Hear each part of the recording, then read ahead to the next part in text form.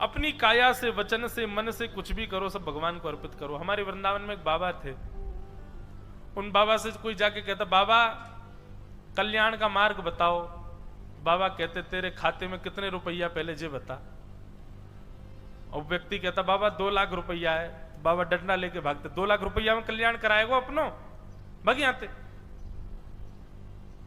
एक बार एक व्यक्ति आया, बोले मेरे खाते में 1 करोड़ रुपया है, मैं जाके बाबा से कहूं, बाबा मेरे कल्याण को मार्ग बताओ। बोले खाते में कितने रुपया? बोले बाबा सबसे ज्यादा 1 करोड़ रुपया मेरे खाते में। बाबा उसके पीछे पत्थर लेके भागे, बोले 1 करोड़ में कल्याण कराएगा। एक बार एक ने पांव पकड़ लिए, बोले बाबा 1000 में भी कल्याण नहीं करते, 1 लाख में भी कल्याण नहीं करते, 1 करोड़ में भी। अब कितना लाए हम, कितना खाते में होना चाहिए तब कल्याण होगा? तब बाबा बैठा के बोलते, अरे पागल, तुम सांसारिक खातों की बात करते हो, मैं तो ठाकुर जी के चरण रूपी खाते की बात करता हूं। और ये पूछता हूं खाते में कितना है, मतलब कितना नाम जप करते हो रोज, कितना स्मरण करते हो भगवान को, उसकी गिनती बताओ। कितना नाम करते हो, कितना स्मरण करते हो, कितना भजन करते हो, उसकी गिनती जिस दिन बताओगे तब अब कल्याण बताऊंगा ना। अब नाम जब करते नहीं हो, भजन करते नहीं, कीर्तन करते नहीं, तो करोड़ रुपया धरे रहो बैंक में, उससे कल्याण होगा ही नहीं। हाँ, किसी दिन आकर के यूं बताइयो, बोले बाबा मैं 11 श्री राधा नाम को माला करूं, मैं अपने गुरुदेव के नाम को स्मरण करूं, मैं नित्य वृंदावन को स्मरण करूं, तब बताऊंगा कल्याण कैसे होएगा। तो बंधुओं, ठीक उसी प्रकार भागवत धर्म क्या है? अपनी काया से, वचन से, मन से जो कुछ भी करो, सब भगवान के चरण रूपी खाते में इकट्ठा कर दो। हर क्रिया को करने के बाद एक काम किया करो, चाहे गंगा स्नान करो, चाहे जप करो, चाहे परिक्रमा करो, चाहे प्रणाम करो, चाहे अन्न भोजन कराओ, संतों को कुछ प्रदान करो, सब क्रिया को करने के बाद हाथ में 2 बूंद जल दो और जल लेकर के तुरंत श्री कृष्ण चरणार्पणमस्तु भगवान के चरणों में अर्पित कर दो, ठाकुर जी के चरणों में अर्पित कर दो। आप कहोगे महाराज जी उससे क्या होगा? अगर आप ठाकुर जी के चरणों में निवेदित नहीं करोगे तो जो पुण्य आपने किया है वो पुण्य आप भोगोगे। बहुत ध्यान से सुनिएगा, आपने जो पुण्य किया है उसको आप तुरंत भोग लोगे। जेब में 2000 नोट पड़ी, 2000 की नोट तो बंद हो गई, जेब में यदि 500 की नोट पड़ी है तो निश्चित है खर्च हो जाएगी। तो ऐसे ही पुण्य यदि आपके पास रहेगा तो आप खर्च कर दोगे उसको, रह नहीं पाओगे किए बिना खर्च। और पुण्य खर्च कैसे होता है? अपनी प्रशंसा कहीं सुन लोगे, पुण्य खर्च हो गया। अपना मान सम्मान कहीं सुन लोगे, खर्च हो गया। कोई आपकी बड़ाई कर देगा, तुरंत आपका पुण्य खर्च हो जाएगा। एवं संसार में मिलने वाली उपभोक्ताएं, संसार में मिलने वाले भोग विलास, जब उनको भोगोगे तो अपने पुण्य के बल पे ही भोगोगे। पुण्य खत्म होता है भोग भोगने से। आज घर पर भोजन नहीं करेंगे, बाहर खाने चल रहे हैं, बाहर खाने के लिए गए, बिना भोग लगाए ठाकुर जी का प्रसाद जैसे ही पाने लग जाओगे, भोग भोग रहे हो, उससे आपका पुण्य कम होगा। अपने पास रखोगे तो अपने पास रखने से पुण्य को खर्च कर दोगे। इसलिए क्या करें? श्री कृष्ण चरणार्पणमस्तु, ठाकुर जी के चरण में अर्पित कर दो। तो फिर क्या होगा? बोले जो तुम्हारे बट में है केवल उतना ही भोगोगे, पुण्य के बदल पे एक्स्ट्रा नहीं भोगोगे। तो बोले ठाकुर जी के चरणों में गया, उससे हमको क्या फायदा होगा?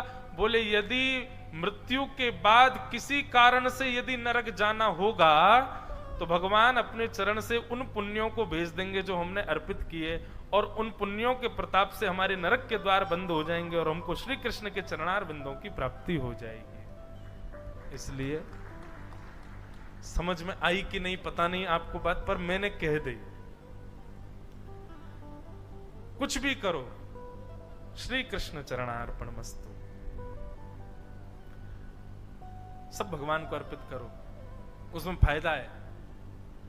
बराह पुराण में एक जगह प्रसंग आता है कि भगवान आप कहते हैं कि अंतिम श्वास में अगर आपको कोई याद करे तो ही आपको प्राप्त करेगा, और कोई आपको याद करना भूल जाए तो भगवान कहते हैं यदि जीवन पर्यंत किसी ने मेरा स्मरण किया होगा तो उसको बिल्कुल घबराने की जरूरत नहीं है। जीवन पर्यंत जो मेरा स्मरण करता है, यदि अंत काल में वो मेरा स्मरण नहीं कर पाता तो मैं उसका स्मरण कर लेता हूं, मैं उसको याद कर लेता हूं। इसने जीवन भर मेरा नाम जप किया, अब ये नहीं कर पा रहा, कोई बात नहीं, मैं उसको याद कर लेता हूं। या फिर जो जीवन पर्यंत पुण्य करने के बाद मेरे चरणों में अर्पित कर देता है, ऐसे व्यक्ति के अगर अंतिम क्षण में यदि किसी घटना से मृत्यु हो जाए, किसी अन्य काल से मृत्यु हो जाए और वो किसी कारण से मेरा नाम ना गा पाए, तो उसके संचित पुण्य जो उसने मेरे को अर्पित किए, उन पुण्यों के प्रताप से मैं उसको मुक्ति प्रदान कर देता हूं।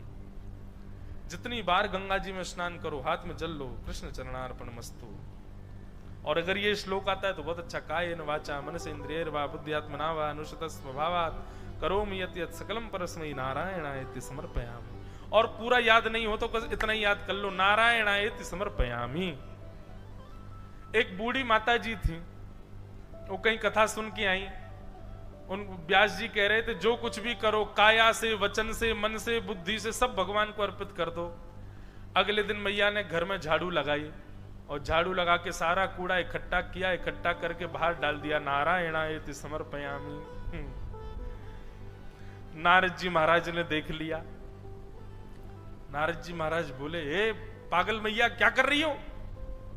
दुनिया के लोग ठाकुर जी को पुष्प चढ़ाते हैं, प्रसाद चढ़ाते हैं, नैवेद्य चढ़, तुम कचड़ा चढ़ा रही हो ठाकुर जी को। ए तू नहीं जाने बाबा, व्यास जी कल कथा में कह रहे थे जो कुछ भी करो सब भगवान को दे दो।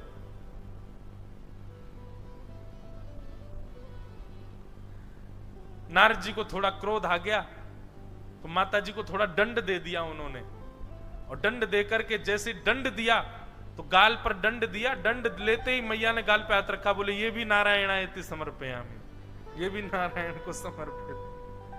नारद जी बोले रुक, तेरी शिकायत करता हूं भगवान से जाके।